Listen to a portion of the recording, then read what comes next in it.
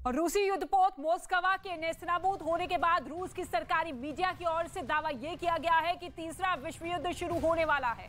सबसे बड़ी खबर यह है कि बहुत ज्यादा खतरनाक हो चुके व्लादिमीर पुतिन अब युद्ध जीतने के लिए किसी भी हद तक जा सकते हैं। माना यह जा रहा है कि गुस्से में आए पुतिन परमाणु हमला करने की तैयारी कर रहे हैं।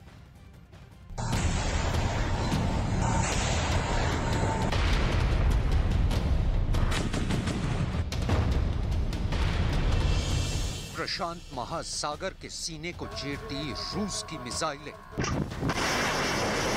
पहली मिसाइल,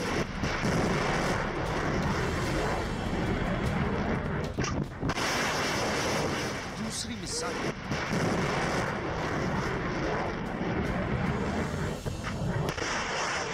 तीसरी मिसाइल,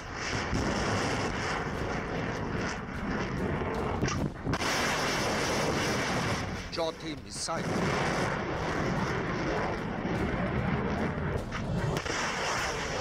और फिर निकली पांचवी मिसाइल। 48 घंटे में 2 बार परमाणु बम से दहलाने की धमकी। पुतिन का मतलब क्या है? छठी मिसाइल परमाणु बम से लैस होगी, एक धमाका होगा।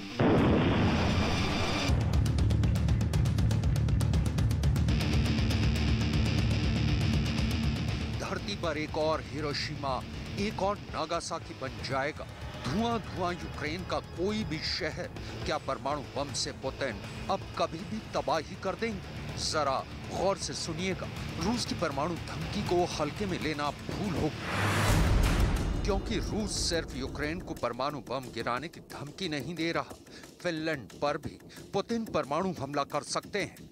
और तो और स्वीडन भी रूस की परमाणु से लैस मिसाइलों के टारगेट पर है। अमेरिकी खुफिया एजेंसी CIA के निदेशक विलियम बर्न्स का दावा है कि पुतिन हताशा की पराकाष्ठा पर यूक्रेन में परमाणु बम गिराने का फैसला ले सकते हैं। द्वितीय विश्व युद्ध में हिरोशिमा और नागासाकी पर जब परमाणु बम गिरा तो उसका रिएक्शन न्यूक्लियर अटैक नहीं हुआ, लेकिन अब की बार ये कतई नहीं हो सकता। पुतिन के हमले को करारा जवाब जरूर मिलेगा। जरा सोचिए तब क्या होगा? नरसंहार।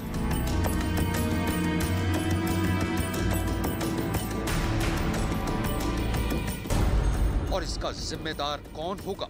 Putin, Zelensky, Joe Biden.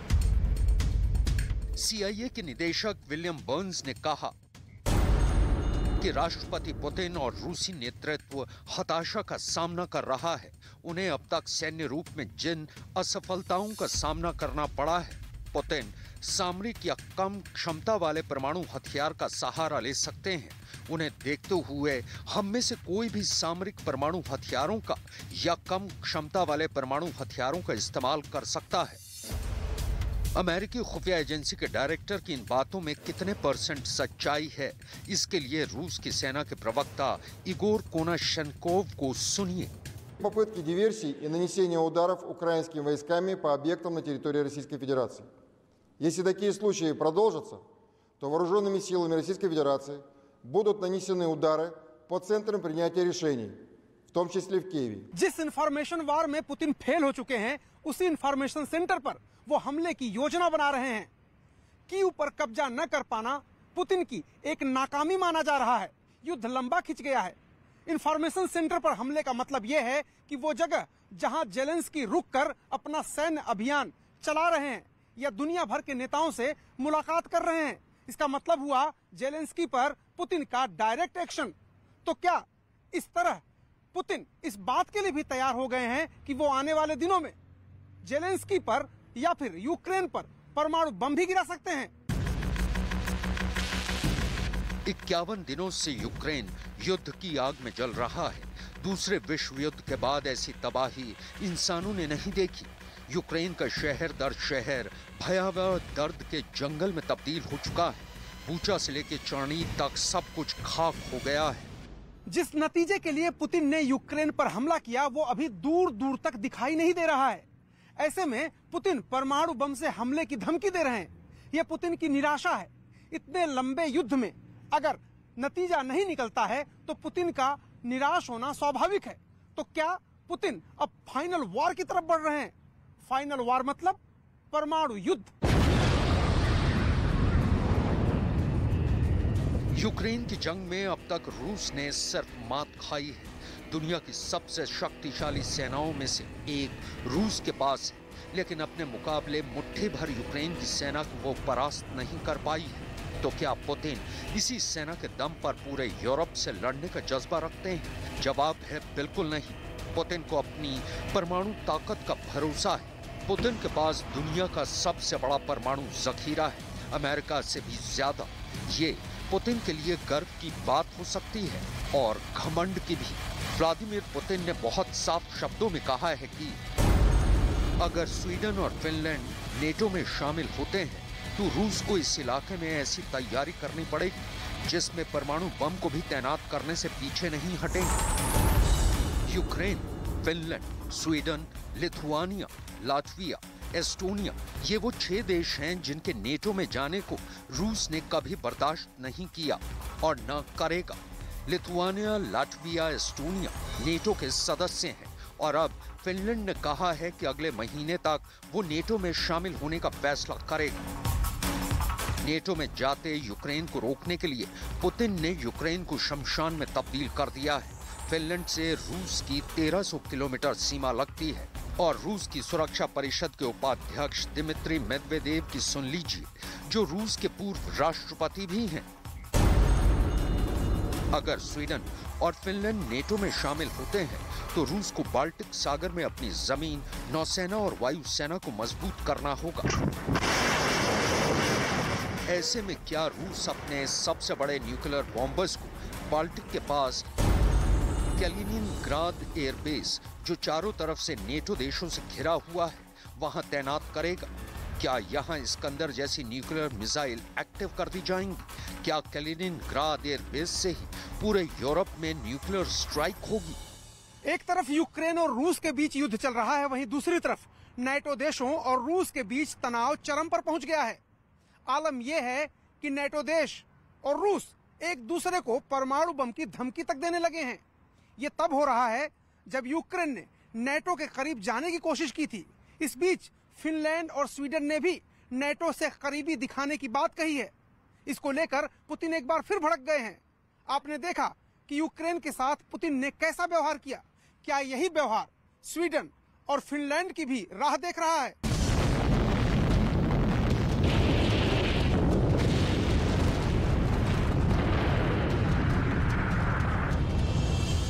परमाणु डिप्लॉयमेंट का मतलब है पुतिन अपनी सबसे खतरनाक मिसाइलों को एक्टिव कर देंगे। पुतिन का परमाणु तहखाना कैलिनिनग्राद और बाल्टिक सागर में भी खुल जाएगा।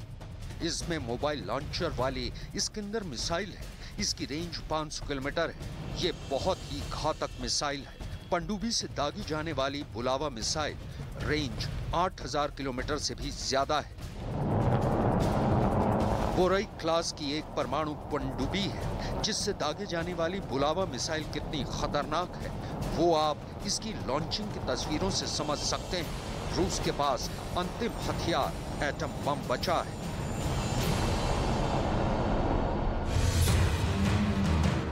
रूस के राष्ट्रपति व्लादिमीर पुतिन ने देश की न्यूक्लियर फोर्सेस को स्पेशल अलर्ट पर रखा है। रूसी सेना के निशाने पर यूक्रेन की राजधानी कीव और खार्किव शहर सबसे ज्यादा है। ऐसे में अगर रूस ने इन दोनों शहरों में परमाणु बम गिराए तो दोनों महानगरों का सफाया हो जाएगा और उस हमले में कम से कम 60 लाख लोगों की मौत हो सकती है। पुतिन ने अपने न्यूक्लियर बेस को एक्टिव कर दिया है। जब भी जरूरत पड़ेगी रूस अपने परमाणु ठिकानों इरकुत्स्क, उजूर, नोवोसिबिर्स्क, योशकार ओला, ओजेलस्क जैसे परमाणु सेंटर से यूक्रेन को तहस नहस कर सकता है। शीत युद्ध और सोवियत रूस के विघटन के बाद अमेरिका अकेली महाशक्ति बना बैठा है। पुतिन जैसे शासक को ये कतई कबूल नहीं। ना ही नेटो को पुतिन देखना पसंद करते हैं। तो रूस परमाणु बम फोड़ेगा तो यूरोप तो जवाब देगा ही, क्योंकि अमेरिका ने भी यूरोप के अपने न्यूक्लियर ठिकानों को एक्टिव मोड में रखा है। टर्की का इंसरलेक एयरबेस, इटली के घेटो और एवियानो एयरबेस, जर्मनी के बुचे, नीदरलैंड के वोल्कर, बेल्जियम के क्लेन ब्रॉजल, जो पुतिन को जानते हैं वो उनकी धमकियों को नजरअंदाज नहीं कर सकते।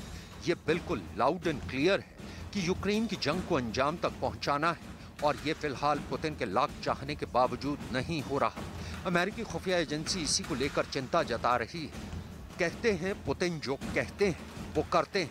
ऐसे में रूस और यूक्रेन युद्ध के बीच जिस तरह से बार बार पुतिन की तरफ से परमाणु युद्ध की धमकी दी जा रही है वो भी सच साबित हो सकती है। CIA डायरेक्टर विलियम बर्न्स ने साफ शब्दों में कहा है कि रूस भले ही अपने परमाणु हथियारों को अलर्ट पर रखने का दावा कर रहा है, लेकिन हमने ऐसे बहुत ज्यादा व्यवहारिक साक्ष्य नहीं मिले हैं जिसमें परमाणु हथियारों की तैनाती या सैन्य हलचल हो जो इस चिंता को मजबूत करे। एटम का खेल पूरी दुनिया खेलती है। परमाणु बमों का जखीरा दुनिया में इसी तरह नहीं खड़ा हो गया, लेकिन कोई खुद की रक्षा के लिए करता है तो कोई अपनी श्रेष्ठता के प्रदर्शन के लिए। शीत युद्ध के दौरान रूस और अमेरिका दोनों ने सुपरमेसी साबित करने के लिए बड़े से बड़े परमाणु बम बनाए। रूस के पास ऐसे करीब 2000 परमाणु बम हैं जिन्हें एयरफोर्स, नेवी और जमीनी सेना की मदद से शत्रु के खिलाफ दागा जा सकता है। रूस दुनिया की सबसे बड़ी परमाणु शक्ति है और उसके पास करीब 6000 परमाणु बम है। इसमें जार बॉम्बा भी शामिल है जो दुनिया का सबसे शक्तिशाली एटम बम है। जाहिर है इन बम का बटन पुतिन के पास है और पुतिन हार रहे हैं। ऐसे में कोई फैसला ले तो चौंकाने वाली बात नहीं होगी। इसकी आशंका भी आज से नहीं जताई जा रही है। परमाणु बम गिराना मसले का स्थायी हल नहीं है, ये पुतिन भी जानते हैं, लेकिन हर वक्त अपने साथ वो परमाणु बम वाला बटन लेकर चलते रहते हैं। इसके पीछे एक ओपन सीक्रेट है। पुतिन ये संदेश देना चाहते हैं कि यूक्रेन में जो तबाही उन्होंने मचाई है वही आने वाले दिनों में फिनलैंड और स्वीडन में भी मचा सकते हैं अगर ये दोनों देश नेटो के करीब जाने से नहीं रुके तो। साथ ही साथ पुतिन पश्चिमी देशों और अमेरिका को यह संदेश देना चाहते हैं कि वो भी इस मसले से दूर रहे, क्योंकि यूक्रेन के युद्ध से उठे धुएं से पहले ही जो बाइडेन की आंखें लाल हो चुकी हैं। और अमेरिका को डर सता रहा है कि पुतिन कुछ वैसी ही गलती कर सकते हैं जो उसने दूसरे विश्व युद्ध में हिरोशिमा और नागासाकी में की थी। पुतिन पर युद्ध जीतने का भारी दबाव है और ऐसे में यूरोप में पुतिन का हिरोशिमा या फिर नागासाकी कौन बन सकता है?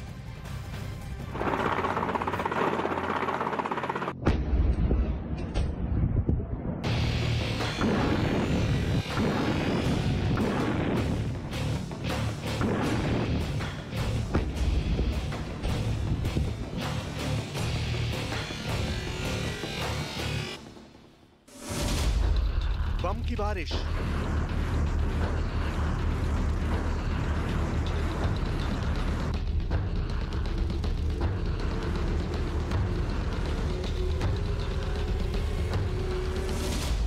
मिसाइलों की मार,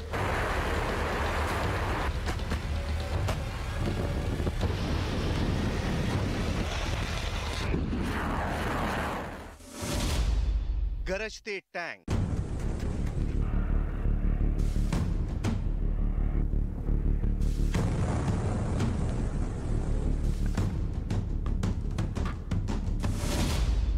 एयर स्ट्राइक,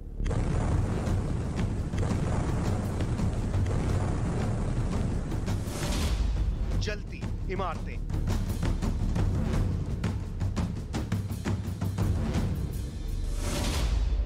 राख हुए शहर,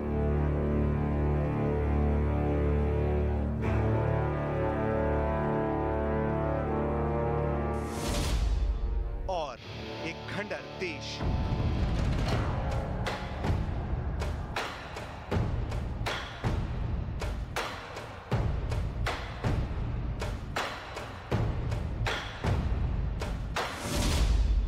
रूस के खिलाफ युद्ध में यूक्रेन का वो हाल हुआ। यूक्रेन ने सपने में भी ऐसी बर्बरता और बर्बादी की उम्मीद नहीं की होगी।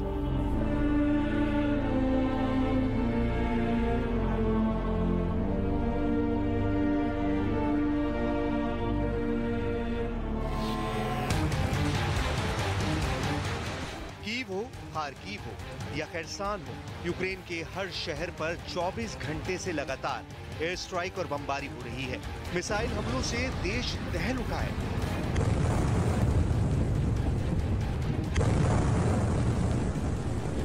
अब तो यूक्रेन को इन तस्वीरों की जैसे आदत सी हो गई है। बीते 50 दिन में आपने जो कुछ भी देखा वो तो सिर्फ झांकी है। अभी यूक्रेन की जंग में बहुत कुछ बाकी है।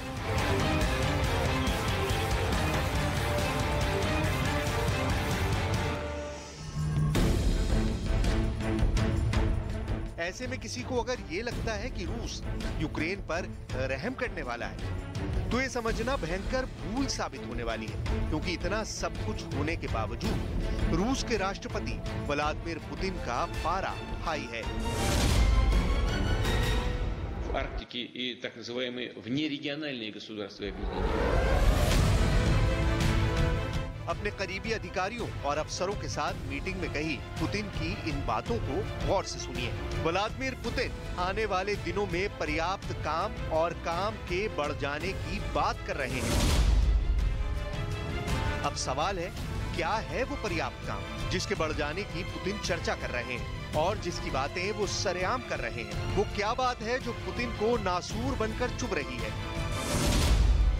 वजह नंबर 1, पुतिन के गुस्से की पहली और सबसे अहम वजह है रूस की नेवी के अपने 2 शानदार फ्लैगशिप को देना, जिसने पुतिन को 440 वोल्ट का जोरदार झटका दिया है।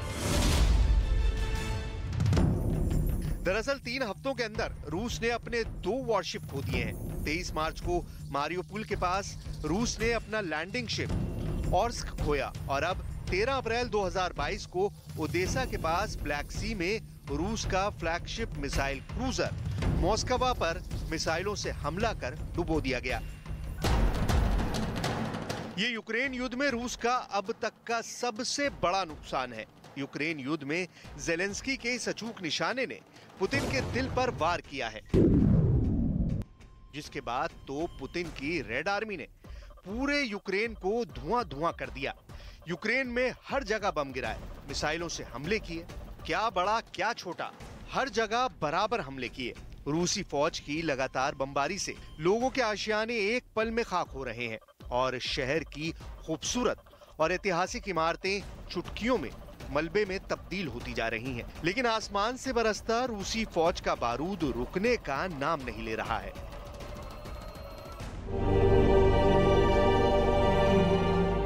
लोगों की चहल पहल से गुलजार रहने वाली मारियोपोल की सड़कों पर शहर की ही टूटी इमारतों का बिखरा मलबा, शहर छोड़कर अपनी जान बचाने के लिए भागते लोग और दहशत के सन्नाटे को तोड़ती मातम मनाते लोगों की सिसकियां ही सुनाई दे रही हैं। रूस की सेना ने कीव के बाहरी इलाकों में एक सेना का सामान बनाने वाली कंपनी को ध्वस्त करने का दावा किया है। रूस की तबाही से राजधानी कीव में इंटरनेट सर्विसेज बंद हो गई हैं, तो खार्किव शहर में हर तरफ आग ही आग नजर आ रही है। खार्किव शहर के फायर ब्रिगेड टीम को 24 घंटे में लगभग 30 बार आग बुझाने की कॉल आई है। इसके साथ ही रूस ने दावा किया है कि उसकी सेना ने यूक्रेन में 30 पोलैंड समर्थित आतंकियों को भी मार गिराया है।